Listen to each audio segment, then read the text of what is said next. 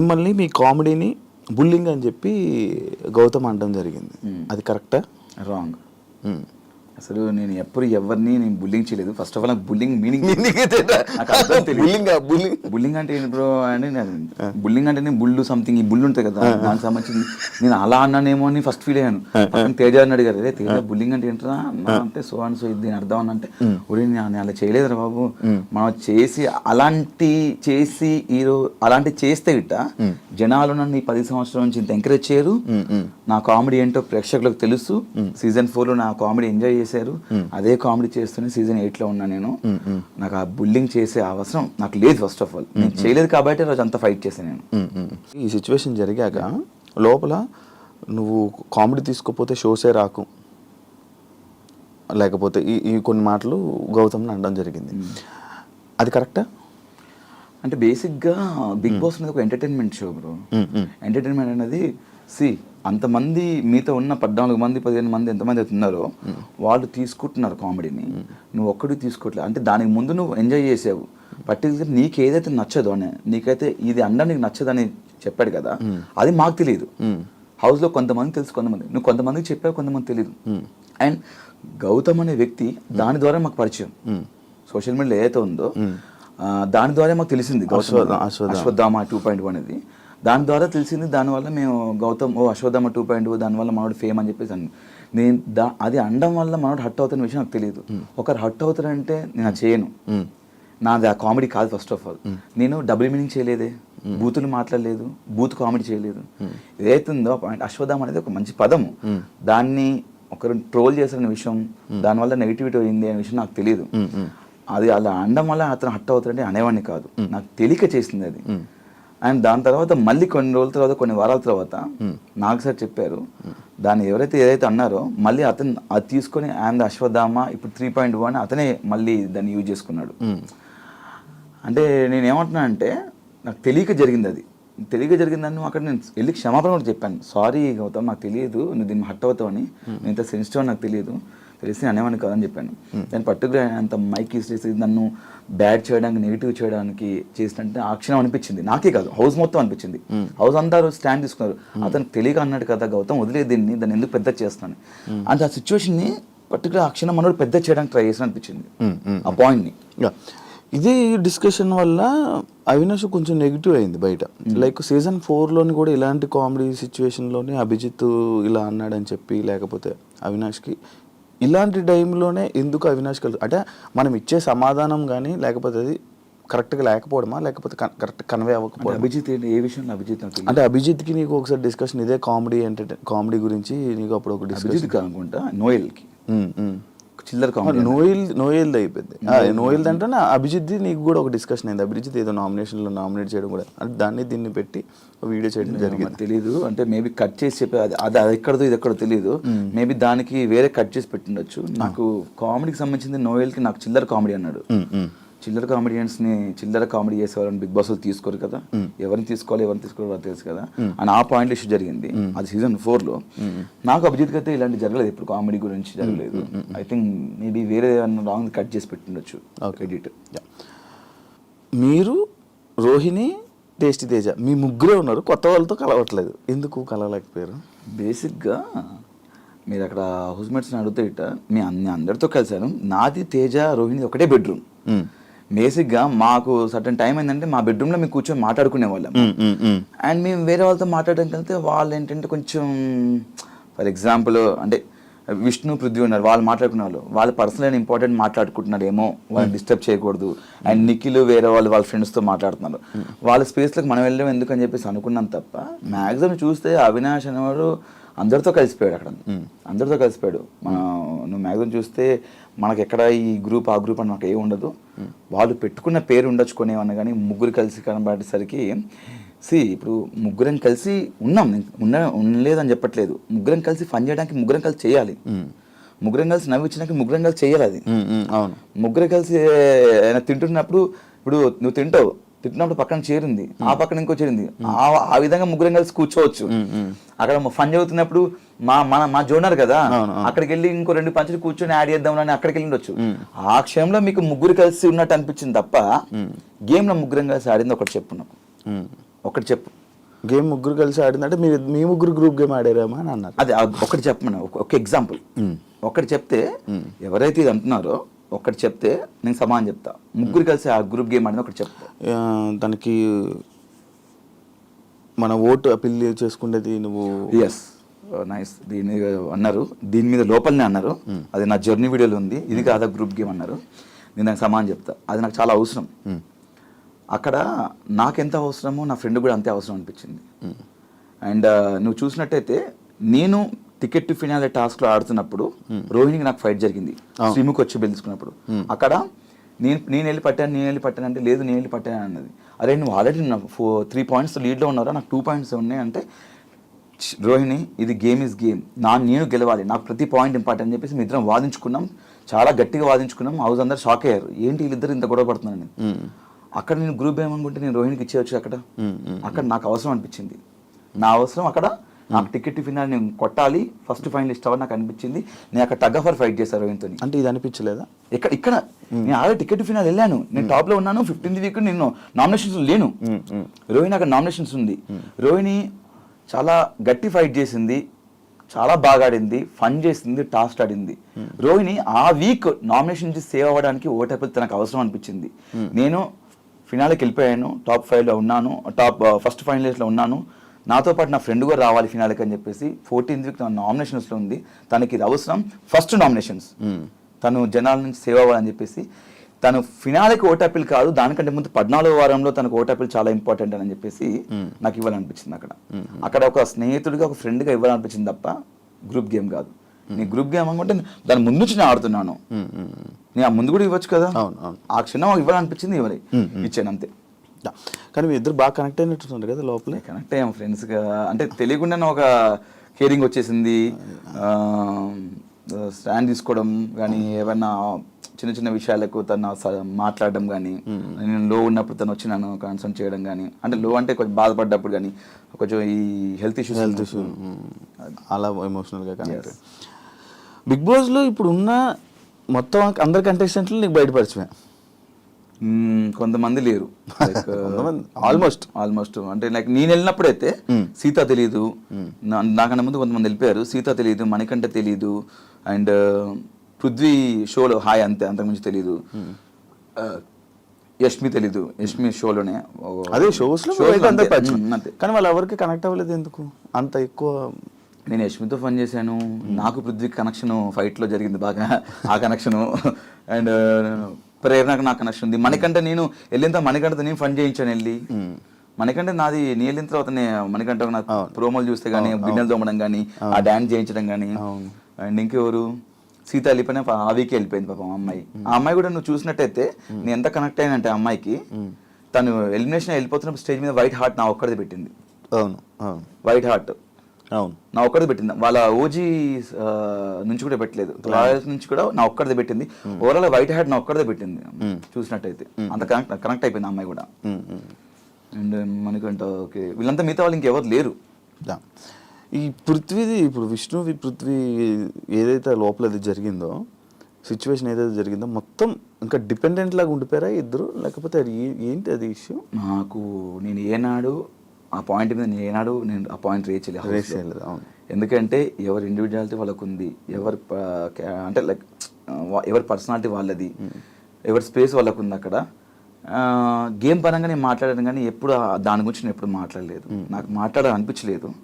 ఎవరిష్టం వాళ్ళది, వాళ్ళ దాని గురించి వాట్ ఎవర్ ఇట్ ఈస్, వాళ్ళ ఫ్రెండ్షిప్ ఇంకేదైనా నాకు అది మాట్లాడే ఆ పాయింట్ తీయాలని నాకు లేకుండే, నేను తీయలేదు కూడా. టాప్ 5 నీ కోరిక కదా? అంటే సీజన్ 4లో టాప్ 5లో ఉండాలి అనేది గట్టిగా అనుకున్నాను, బట్ అది అక్కడ నెరవేరలేదు. ఇక్కడ నెరవేర్చుకున్నాను టాప్ 5లో ఉండాలని. Happy, full happy. బట్ కొంచెం ఈ సీజన్లో కప్పు కొట్టే అవకాశం ఉంది యాక్చువల్లీ. మీకు నా 100% ఉంది, గట్టిగా ఆడితే నాకే కాదు ఎవరైనా కొట్టే అవకాశం ఉంది. బట్ నేనైతే గట్టిగా అనుకోని ఇలా కొడదామని ఈ సీజన్లో, ఎందుకంటే నేను 5 వారాలు చూసాను కాబట్టి. మరి ఎందుకు మారిపోయిందంటే తెలియలేదు. అంటే నా ఒక టైం వరకు నేను కొడతాను అనుకున్నాను, బట్ ఎప్పుడైతే నేను ఎలిమినేట్ అయ్యానో ఒక వీక్లో, ఎలిమినేట్ అయిన తర్వాత మళ్ళీ ఎవిక్షన్ షీల్డ్లో నేను సేవ్ అయ్యాను. అదే యాక్చువల్లీ నబీల్ ఇచ్చాడు. అవి హెల్మెట్ అయిన తర్వాత నాకు అమ్మ బాపు హెల్మెట్ అయిపోయానేంటి. అప్పుడు 7 ఉన్నారు నామినేషన్స్లో, నేను హెల్మెట్ అయిపోయాను. నిజంగానే హెల్మెట్ అయ్యానా, నా పొజిషన్ ఏ పొజిషన్లోనే హెల్మెట్ అయ్యాను, ఓటు నాకు పడలేదా నిజంగానే, జనాలు నాకు ఓటు చేయలేదా అని నిజంగా అనిపించి తర్వాత ఆలోచిస్తూ ఓహో నామినేషన్ లేక వాళ్ళందరూ చెప్పారు నామినేషన్స్ ఉండాలి, నామినేషన్స్ ఉంటేనే మనం ఇక్కడ సేవ్ అవుతాము, ముందుకెళ్తాము. నేను దీని గురించి నాకు బాగా ఆలోచించాను. ఓ నామినేషన్స్ ఉంటేనే మనం సేవ్ అవుతాము, లేకపోతే అవ్వము అంటే అంత ఆట ఆడిన వేస్ట్ అయిన అప్పుడైతే మరి హౌస్లో బిగ్ బాస్కి గేమ్ ఆడడానికి వెళ్ళాలా లేకపోతే నామినేట్ అవ్వడానికి వెళ్ళాలా అని డౌట్ వచ్చింది నాకు. బిగ్ బాస్కి వెళ్ళాలంటే బిగ్ బాస్కి గేమ్ ఆడడానికి వెళ్ళాలా లేకపోతే సోమవారం నామినేట్ అవ్వడానికి వెళ్ళాలా అన్నట్టు. నామినేట్ అవుతేనే మనం కంటిన్యూ సేవ్ అవుతుంది, నామినేట్ అవుతేనే కంటిన్యూస్ ప్రతి వారం నామినేట్ అవుతేనే మనం సేవ్ అవుతాం, లాస్ట్ వరకు ఉంటామని చెప్పారు. ఎవరు చెప్పింది? చాలా మంది అన్నారు నామినేట్ అవ్వాలి, ఓట్ బ్యాంక్ పెట్టుకోవాలన్నారు లోపల. ఓట్ బ్యాంక్ పెంచుకోవాలి, మీ ఇప్పటికీ 8 వారాలు నామినేట్ అయ్యాను, నేను 6 వారాలు అయ్యాను, 7 వారాలు, చాలా గొప్ప చెప్పుకుంటున్నారా. అంటే నామినేట్ గొప్ప చెప్పుకుంటున్నట్టే వాళ్ళు తప్పులు చేస్తున్నాయి కదా, పాయింట్అవుట్ చేసి నామినేట్ అవుతారు కదా.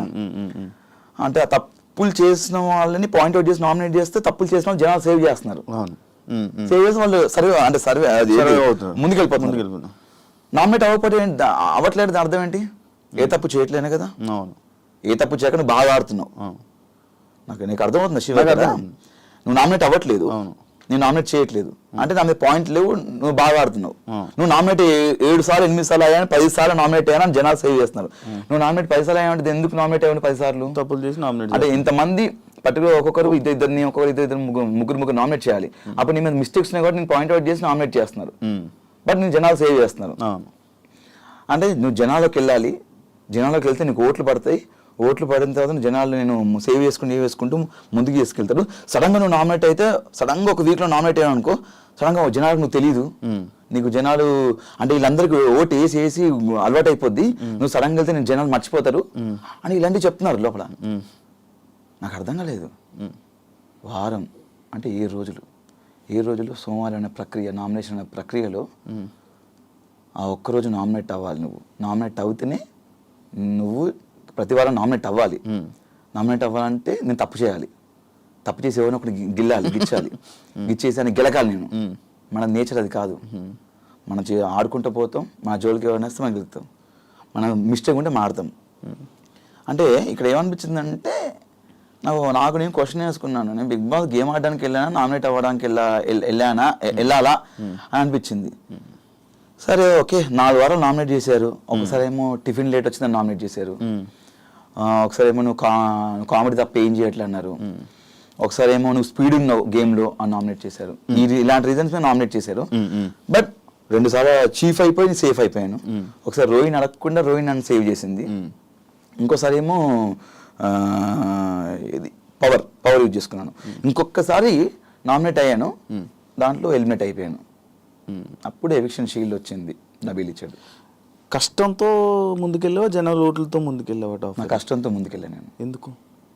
కష్టపడుతుంది కదా ముందుకెళ్తాం. మరి ఓట్లు పడక కాదా? ఓట్లు పడక కాదా? నా ఓట్లు పడలేదు కదా మరి. అంటే నేను నామినేట్ అయితే నేను 4 సార్లు నామినేట్ అయ్యాను, ఒకసారి 2 సార్లు చీఫ్ అయ్యాను. లక్ కూడా ఫ్యాక్టర్ చేసిందా? 100% లక్ ఫ్యాక్టర్ చేస్తుంది. నేనేమంటున్నా అంటే శివ, నువ్వు కష్టపడుతూ వెళ్తున్నప్పుడు నీకు ఏదో టైంలో ఇలా వెళ్తున్నావు, జీవితంలో సాధిస్తాం లేదనుకున్నప్పుడు ఒక ఆపర్చునిటీ వచ్చింది. అది లక్ ఏమో తెలీదు, నువ్వు ఒకప్పుడు ట్రై చేసావు, బట్ సడన్ గా నీకు అది అవకాశం వచ్చింది, ఫోన్ వచ్చింది, సో నీకు ఆపర్చునిటీ వచ్చిందని చెప్పేసి. నాకు తెలిసి బిగ్ బాస్ లక్ ఫ్యాక్టరీ కూడా నేను నమ్ముతాను అనుకోని. బిగ్ బాస్ లో జీవితంలో కూడా లక్ అనేది మన సందర్భాల్లో ఉండాలి.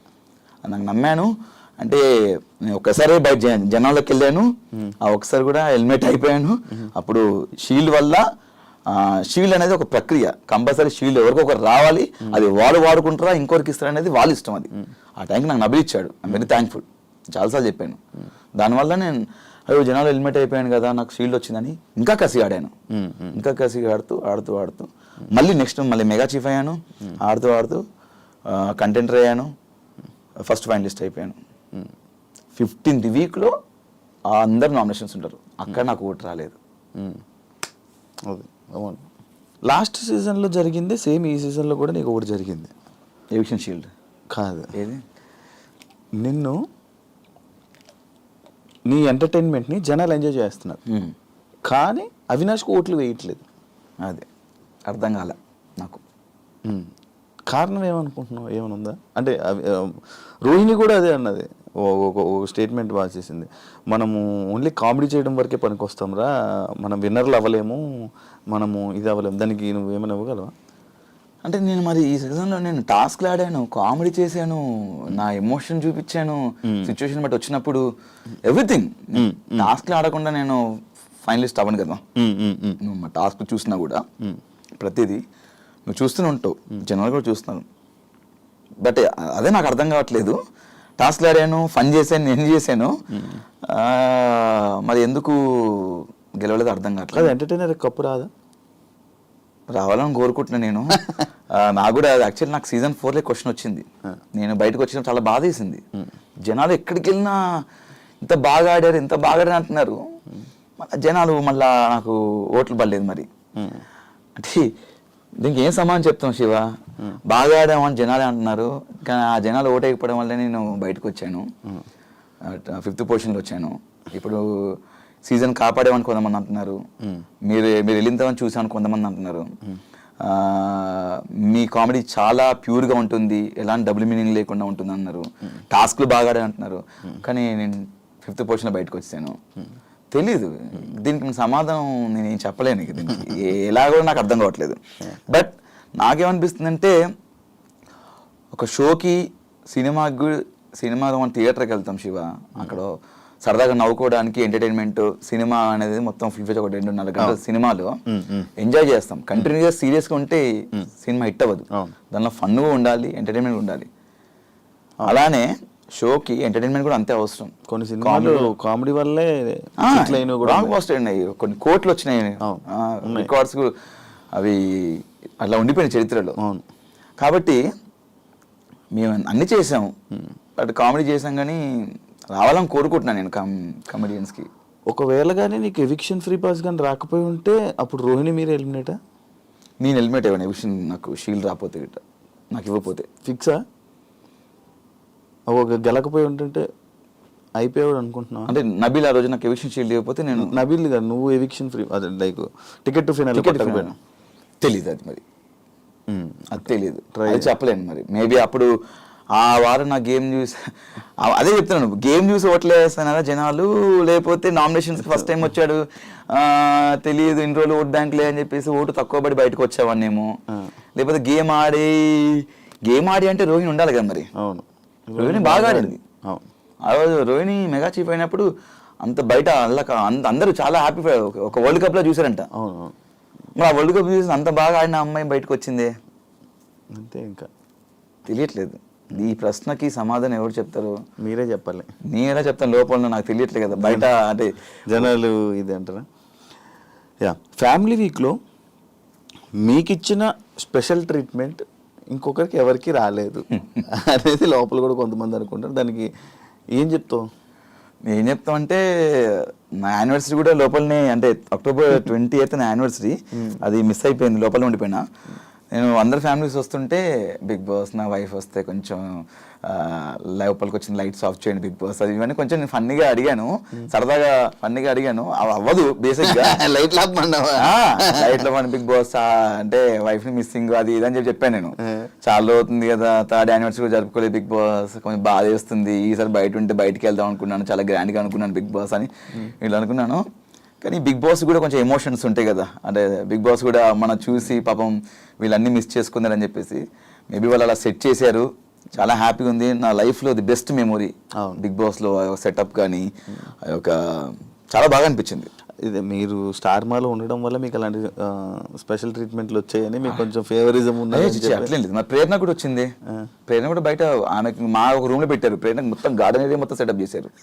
ప్రేరణకు మొత్తం బెలూన్స్తోనే, ఆమె కూడా క్యాండిల్ లైట్ డిన్నర్ అలా ప్లాన్ చేశారు. తను కూడా ఉంది కదా ఒక కపుల్ అని చెప్పి. ఇంకెంతేనా? అంతే, కపుల్స్ ఉంటే చేస్తారు అట్లా. శ్రీముఖి మీ lucky friend. Yes, lucky friend అని చెప్పడం జరిగింది. ఎందుకు, ఇలాంటి రీజన్స్లో నీకు లక్ ఏర్పడింది? ఎలాంటి రీజన్స్ అంటే లక్ అంటే, నాకు శ్రీముఖ్తో నేను ఏ షో వర్క్ చేసినా మంచి హిట్.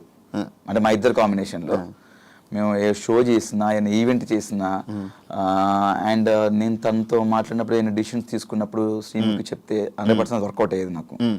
అది సినిమా పరంగా కానీ అయినా షో పరంగా కానీ అయినా బడ్జెట్ పరంగా కానీ శ్రీముఖి ఇట్లా వచ్చింది ఇట్లా ఏమన్నా ఏ డిసిషన్ తీసుకుంటే బెటర్ అంటే చెప్పేది ఇది బాగుంటుందిరా బాగుంటుంది లైక్ శ్రీముఖి కానీ చేతు కానీ ఇది బాగుంటుందిరా అని చెప్పడం. అండ్ తనతో కలిసి నేను ఏ షో చేసినా కూడా మ్యాక్సిమం ఇద్దరం కలిసి చేసిన షోస్ అన్ని బ్లాక్ బస్టర్ హిట్. ఆ పరంగా నాకు కోస్టార్లో లక్కీ కోస్టార్ లక్కీ ఫ్రెండ్ అన్నట్టు నేను అంటే నేను అనుకుంటుంటాను. ఆ విధంగా నేను లక్ అని ఫీల్ అయ్యాను. మంచి టికెట్ ఫినాల్ కూడా తన చేతిలో ఉంది. నేను అసలు ఎక్స్పెక్ట్ చేయలేదు. అంటే మామూలుగా అనుకుంటున్నాం నీకు ఫస్ట్ అగ్గరలే కదా రాగానే తను వదిలేసి అందరికి అగ్గిచ్చింది. ఏంటి చాలా ఎక్స్ట్రా చేస్తుంది ఇది అని చెప్పేసి అనుకున్నాను లోపల రాగానే. తర్వాత అందరూ తర్వాత అందరూ అయిపోయిన తర్వాత వచ్చి అగ్గిచ్చింది. టెలికాస్ట్ నేను చూడలేదు. వెంటనే ఇంకా గెలిచా టికెట్ ఫినాల్. అంటే లైక్ చెప్పాను కదా దాని ముందు 2 ఆడాను, 2 గెలిచాను. 2 టాప్ నేనే ఫస్ట్ పొజిషన్. అండ్ దాని తర్వాత తను వచ్చింది, తను 2 పెట్టింది. 2లో ఒక దాంట్లో సెకండ్ పొజిషన్ వచ్చాను. అండ్ ఇంకో దాంట్లో లాస్ట్ సెకండ్ వన్ ఫినాలే గెలిచేసాను టికెట్ ఫినాలే. గౌతమ్ ఇప్పుడున్న టాప్ 2 ఏదైతే రన్నర్లో ఉన్నాడో అది డిజర్వ్ అంటే బేసిక్గా వైల్డ్ కార్డ్కి వచ్చి అంతవరకు రావడం అనేది నా దృష్టిలో విన్నర్ అన్నట్టే. ఎందుకంటే ఒక వైల్డ్ కార్డ్ 6th వీక్లో వచ్చి మేమందరం కలిసి వచ్చాము. మనడు గట్టిగా టగ్ ఆఫ్ వార్ ఆడుతూ గేమ్లు ఆడుతూ టాస్క్లు ఆడుతూ గట్టిగా ఫైట్ చేస్తూ నామినేషన్స్లో ఫైట్ చేస్తూ అక్క వరకు వెళ్ళడం అనేది చాలా గ్రేట్ వైల్డ్ కార్డ్లో. నాకు సెకండ్ పొజిషన్ అనేది నాకు దృష్టిలో వైల్డ్ కార్డ్గా ఒక విన్నర్ అండి శివ నా దృష్టిలో. రామ్ చరణ్ గారు నీ ఎక్స్పీరియన్స్ ఏంటి కూడా? అది సూపర్ ఎక్స్పీరియన్స్ యాక్చువల్లీ. అక్కడ కూడా మీరు చూసినట్టయితే టెలికాస్ట్ చూసారేమో, నేను చూడలే యాక్చువల్లీ. అక్కడ జరిగింది ఏంటంటే ఉన్న 22 మంది 20 మంది ఇద్దరు స్టేజ్ పై ఉన్నారు. 20 మందిలో అందరినీ 1 by 1 అందరిని లేపి పరిచయం చేస్తున్నారు. రామ్ చరణ్ గారికి పరిచయం చేస్తున్నారు నాకు సార్. అలా చేస్తున్నప్పుడు నన్ను స్కిప్ చేశారు మధ్యలో. అదేం సార్ స్కిప్ చేశారు అంటే మాట్లాడలేదు. అందరిని పరిచయం నాకు లాస్ట్ అని లేపారు. సార్ నేను ఉన్నాను సార్ నాకు అందరితో పరిచయం చేస్తే ఏముంటుంది అవినాష్ నువ్వు సెపరేట్ కదా అన్నారు. దాని తర్వాత ఇంకా నేను ఎత్తుకోవడమే చరణ్ స్వామి అని స్టార్ట్ చేశాను. చేసిన తర్వాత ఫుల్ నవ్వుకున్నారు. నాకు చాలా హ్యాపీ అనిపించింది. ఎందుకంటే రామ్ చరణ్ గారిని ఫస్ట్ టైం చూడడం, అంటే రియల్గా చూడడం, డైరెక్ట్గా చూడడం ఫస్ట్ టైం అనమాట. చాలా బాగుంది. ఇంకా వెళ్ళి పరిగెత్తుకు షూ తీసి సక్ చేసుకున్నది అంతా లేదు, టెలికాస్ట్ లేదంట. చాలా బాగా చెప్పారు ఆయన. చూస్తాము మా అమ్మగారు చెప్తుంటారు రెగ్యులర్గా చూస్తుంటారు, మీకు కామెడీ చాలా బాగా చేస్తారని చెప్పారు స్టేజ్ పైన. ఆ టెలికాస్ట్లో ఉందో లేదో నాకు తెలియదు, బట్ చాలా మంచిగా అనిపించింది. ఎందుకంటే సీజన్ 4కి చిరంజీవి గారు రావడం అండ్ నేను సీజన్ 8లో మళ్ళీ ఉండడం, ఇక్కడ దీనికి రామ్ చరణ్ గారు రావడం చాలా హ్యాపీగా ఉంది. నేను ఇంకొకటి ఈ సీజన్ గురించి విన్నది ఏంటంటే ఫస్ట్ సీజన్ ఎటువంటి సింపతి లేకుండా ఎటువంటి ఏమీ లేకుండా నడిచిన సీజన్ అని చెప్పాను. నన్ను యాక్సెప్ట్ చేస్తావు బ్రో నువ్వు? యాక్సెప్ట్ అంటే యాక్చువల్లీ నేను సీజన్ 1 చూడలేదు. మధ్య మధ్యలో కొన్ని బిట్లు చూసాను. జెన్యున్ ఒప్పుకుంటాను భయ్య, మేము చూస్తామని చెప్తే లేకపోతే చూడలేను. దానికి చూడలేదు కాబట్టి సమాధానం చెప్పలేను. ఇప్పుడు దాకా జరిగిన ప్రతి సీజన్ విన్నింగ్ వెనక ఏదో ఒక సింపతి కానీ లేకపోతే ఏదో ఒక సిచ్యువేషన్ వస్తుంది, సింపతి అనే పాయింట్ కానీ లేకపోతే అలాంటి సందర్భం ఈ సీజన్లో రాలేదు. ప్లెయిన్గా వెళ్ళి ఇలా కప్పు కొట్టారు అని చెప్పి ఉంది. దానికి ఏమంటావు? అంటే లోపల ఏమైనా సింపతి డ్రామా కానీ లేకపోతే అలాంటివి ఏమైనా జరిగాయా అని? అంటే మనడు ఫస్ట్ నుంచి నిఖిల్ ఎమోషనల్గా ఏదో లో ఉన్నాడు అని చెప్పేసి ఫస్ట్ నుంచి ఉన్నాడు. నేను కూడా బయట చూసినప్పుడు ఏంటి వీడు బాగా ఆడతాడు కదా కొంచెం డల్ ఉన్నాడు అని చెప్పి లోపలికి వెళ్ళి చెప్పా, అరే ఏంట్రా 3-4 వారాలు నువ్వేం అంత ఏం లేదు ఇంకా సరిగా ఆడలేదంటే లేదురా నేను యాక్చువల్లీ నేను ఇట్లే ఉంటారా నేను అన్నాడు. తర్వాత కొంచెం లోగా ఫీల్ అవుతున్నానని చెప్పేసి ఫీల్ అయిపోయిన తర్వాత మధ్యలో బయట నుంచి కంటెస్టెంట్స్ వచ్చి నామినేషన్ చేసిన తర్వాత కెమెరాకి వెళ్ళి జనాలు నాకు ఓట్లు వేయకండి, నన్ను ఎలిమినేట్ చేసేయండి, నేను గేమ్ ఆడను వెళ్ళిపోతాను నేను అని చెప్పి చెప్పుకున్నాడు. దాని తర్వాత ఏమైనా తెలియదు సడన్గా వెళ్ళి మళ్ళీ కెమెరాకి లేదు నేను ఆడతాను నాకు ఓట్లు వేయండి అని మళ్ళీ చెప్పుకున్నాడు. మధ్యలో ఏదో డిస్టర్బెన్స్ ఉంది, దానివల్ల లోగా ఫీల్ అయ్యాడు. దాని తర్వాత మళ్ళీ గెట్ బ్యాక్ అయ్యాడని చెప్పాడు. మేబీ అతనికి పర్సనల్గా ఏమన్నా ఎమోషనల్గా ఉంది 100% ఉంది. అది ప్లస్ అయిందో మైనస్ అయిందో నాకు తెలియదు. బట్ ఆయనకు మాత్రం ఎమోషన్ ఒకటి ఉంది. నిఖిల్ బయట నుంచి పరిచయం కదా నీకు బయట? పరిచయం షోస్ వరకే, బయట ఒకసారి కలిసాం అనమాట అంతే. జెన్యున్గా ఉన్నాడా లోపల? ఏమైనా తేడా కనిపించిందా? అంటే కొంచెం అడవాడి చేస్తాడు, బట్ అక్కడ అంత అడవాడి చేయలేదు ఫస్ట్ కొన్ని వారాలు అయితే. కొంచెం ఫ్రీక్ అవుట్ అయ్యి కొంచెం చిల్ క్యానటే కొంచెం సెటిల్డ్గా ఉన్నాడు. నేను అదే ఏంట్రా నువ్వు సైలెంట్గా ఉంటున్నావు ఏంది, ఫన్ టాస్క్ వచ్చినప్పుడు కూడా ఎక్కువ ఇన్వాల్వ్ అయ్యాడు కాదు, సపరేట్గా కూర్చొని ఏదో చూస్తూ నవ్వేవాడు. నాకు అదే అనిపించింది, ఎందుకు అలా ఉంటున్నావు నువ్వు? విన్నర్స్ లక్షణాలు ఏమో అవి. మేబీ అయి ఉండొచ్చు. అంటే నేను చూసినంత వరకు నిఖిల్ కొంచెం అది కాదు వేరు ఉన్నాడు అంటే కొన్ని వారాలు, దాని తర్వాత లాస్ట్ కొన్ని వారాల తర్వాత మళ్ళీ ఓపెన్ అప్ అయిపోయాడు. చెప్పే కదా స్టార్టింగ్ కొంచెం డల్ ఉన్నాడు, లోగా ఫీల్ అయ్యాడు, ఏదో ఎమోషనల్ గా నేను లోగా ఫీల్ అవుతున్నా అని చెప్పాడు. దాంతో నేను వాడు అట్లా ఫీల్ అయినప్పుడు కూడా నేను వెళ్ళి చెప్పాను, అలా ఉండకరా, తినకుండా పడుకోవడం జరిగింది ఒక 2 సార్లు. నేను వెళ్ళి తిన్నురా, నీ పక్క తీసుకొస్తా కావాలంటే ఫుడ్ అని 3 o'clock 4 o'clock అలా ఉన్నవాడు. దాని తర్వాత ఈ ఫ్యామిలీ వీక్ ఏదైతే ఉందో బయట నుంచి కొంతమంది సెలబ్రిటీస్ రావడంతో దాని తర్వాత మారిపోయాడు మొత్తం మళ్ళీ. ఒకటి ఉంది బ్రో, కన్నడ తెలుగు. కన్నడ తెలుగు ఓకే, కన్నడ తెలుగు ఈ డిఫరెన్సెస్ లోపల ఏమైనా కనిపించాయా? నాకైతే ఏం కనిపించలేదు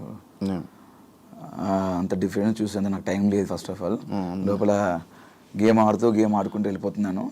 ఆ డిఫరెన్స్ నాకు లోపలైతే ఏం కనిపించలేదు. అందరం కలిసే ఉన్నాం, అందరం ఫన్ చేద్దాం. ఈ ఫినాలేలో ఏదో ఒక టాపిక్ ఏదో జరిగిందంట, అది లైక్ మా కన్నడ వాడు గెలిచారు అని చెప్పి టీంలో మెంబర్ జరిగిందంట. నన్ను అడిగారు, బట్ నేను చూడలేదు.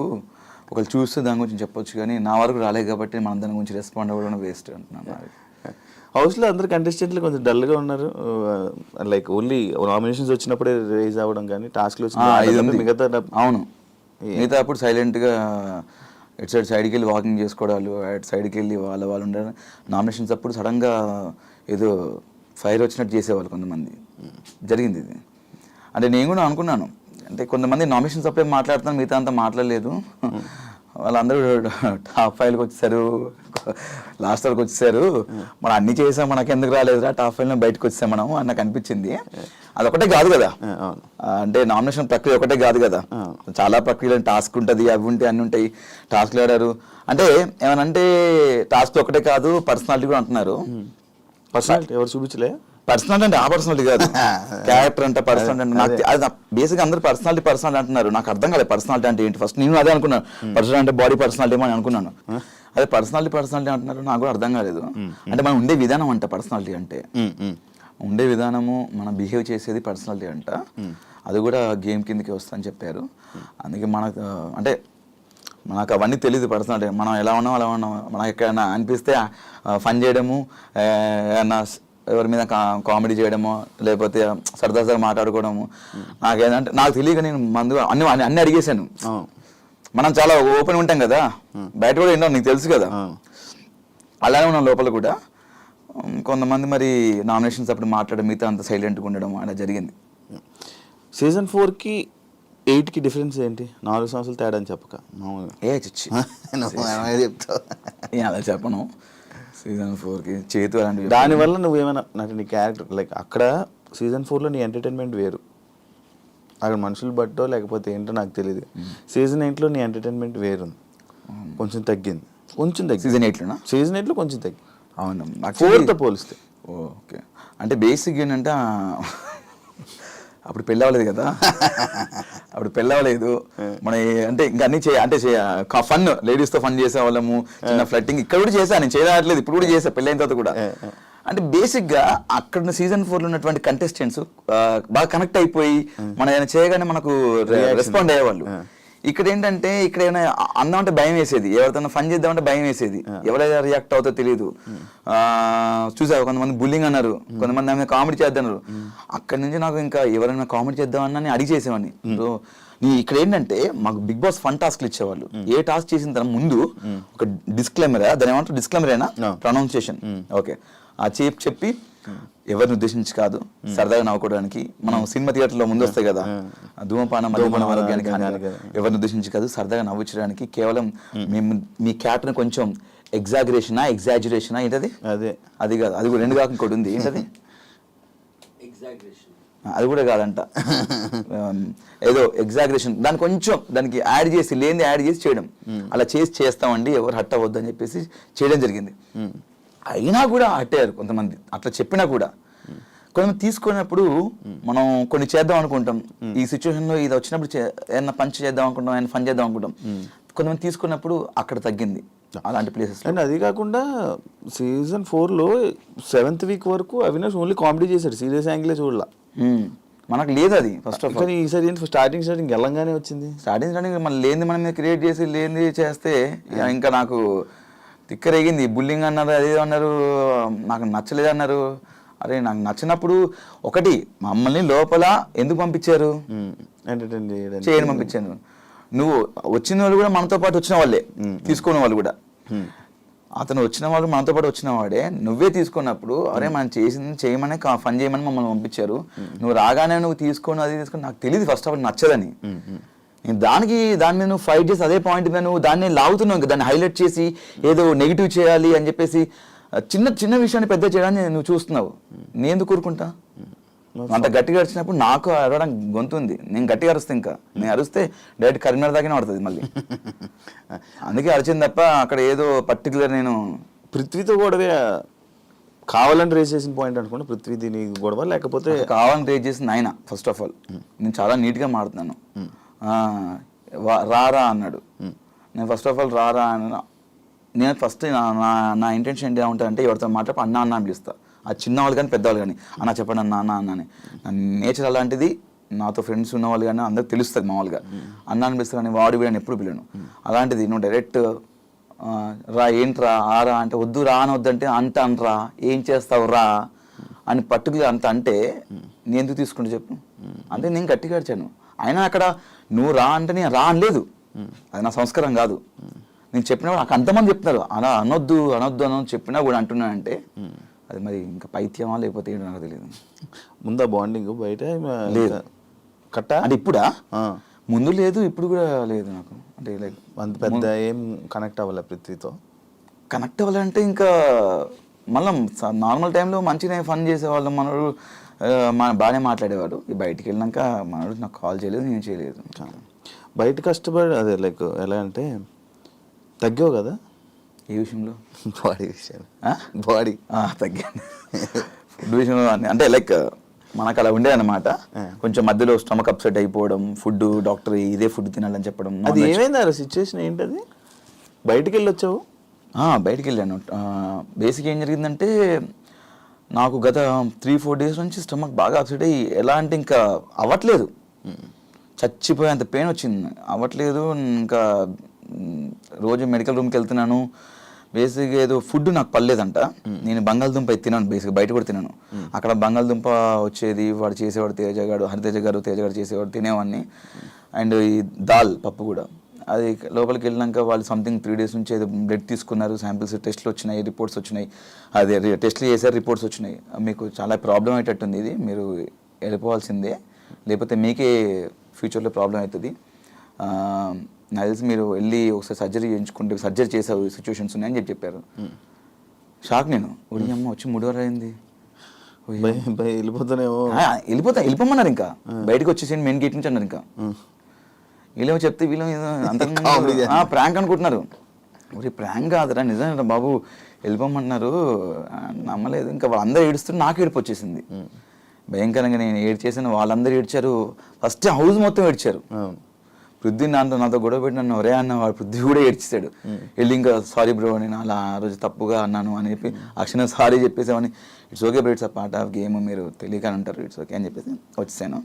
బయటకు వచ్చిన తర్వాత అలా ఎలా అని చెప్పేసి నేను ఫైట్ చేసి నాకు మళ్ళీ టెస్ట్లు చేయండి అని చెప్పి నేను ఊరుకోలేదు. మళ్ళీ టెస్ట్లు చేయించుకున్నాను, పర్లేదు. ఫుడ్ ఇన్ఫెక్షన్ అయింది, మెడిసిన్ ఇస్తే మెడిసిన్తో మీరు కంటిన్యూ అవ్వచ్చని చెప్పారు.